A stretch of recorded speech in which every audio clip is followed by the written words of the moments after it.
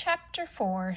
John had the bad habit of chewing things when he was thinking hard. This morning he had several things to think about. What had made the toothpaste taste like chocolate? What had made the orange juice taste chocolate? What had made the bacon and egg taste like chocolate? What had made the toast and butter and marmalade taste like chocolate? Each one of these things had felt the way it always felt before. The toothpaste had been soft and pasty. The bacon had been hot, crisp, and oily. The toast had been crunchy, and the marmalade sticky and lumpy. But everything had tasted like the chocolate he had eaten in bed last night. John put a gloved thumb in his mouth and thoughtfully chewed. His mother had frequently pointed out to him that chewing his gloves made little holes that let in the cold air, but he chewed them just the same when he was thinking hard. This time he noticed something very queer about the thumb of his glove. Instead of tasting leathery, it tasted like chocolate. John pulled his thumb out of his mouth. The part of the glove that had been in his mouth was now brown instead of black like the rest. He bit the end of the leather thumb again. It came right off in his mouth, leaving his own thumb bare. John chewed, and it was like chewing leather made of chocolate, leather that melted like chocolate. In a second or two, he swallowed it. The gloves were not new. John had had them quite a while. He couldn't understand why he'd never thought of eating them before. He tried to tear off one of the fingers, but the leather was too strong for him. He put it into his mouth, and it immediately turned into chocolate. Then he was able to break it off easily. He popped it into his mouth and chewed it up and swallowed it. It was delicious. Walking along, devouring his glove, John did not notice one of his schoolfellows, Spider Wilson, until he heard his voice. "John's gone crazy! John's gone crazy!" Spider yelled. Then he turned on John. "Don't they feed you where you live?" he sneered. Spider was in the grade just above John's and was one of the meanest and slyest boys in the whole school. John gulped down a large piece of the second glove's palm and looked pleased. "What's the matter?" Spider demanded. "Do your people make you eat leather?" "This is special leather," John replied. He licked his lips and sighed contentedly. "It turns into chocolate as soon as you put it into your mouth. Look." John bit off the glove's little finger and took it out of his mouth. "Now it's chocolate."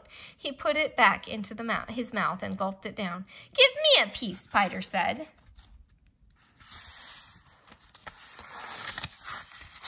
"Why should I?" John wanted to know. "They're my gloves." "Hand over a piece," Spider said. "Do I eat your gloves?" John asked reasonably, his mouth full of chocolate. "Why should you eat mine?" "Those aren't real gloves," Spider said. "Whenever one person has candy, he has to share it with the others. That's the club rule." "What club?" John asked. "Never mind what club," Spider said, "but you better let me have some of that chocolate." Without waiting longer, Spider snatched what was left of the second glove. John was too surprised to resist, and he didn't want to anyhow. He had a feeling that he'd had enough chocolate for a while. He was getting a bit thirsty. Spider ran only a little way ahead. When he saw that John wasn't going to fight to get the glove back, he started to eat his prize. He stuffed the leather into his mouth and took a big bite. Spider stopped short in his tracks. He frowned and bit deep into the leather again. Disgusting! It tasted worse than just leather. It tasted like leather with which a boy had made mud pies and snowballs and patted old dogs.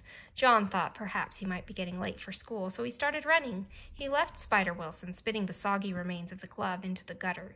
Still giggling to himself about the defeat of the enemy, John walked between the great stone pillars at the entrance of the school grounds. He had gone no more than halfway to the main building when he heard Susan Buttercup calling him.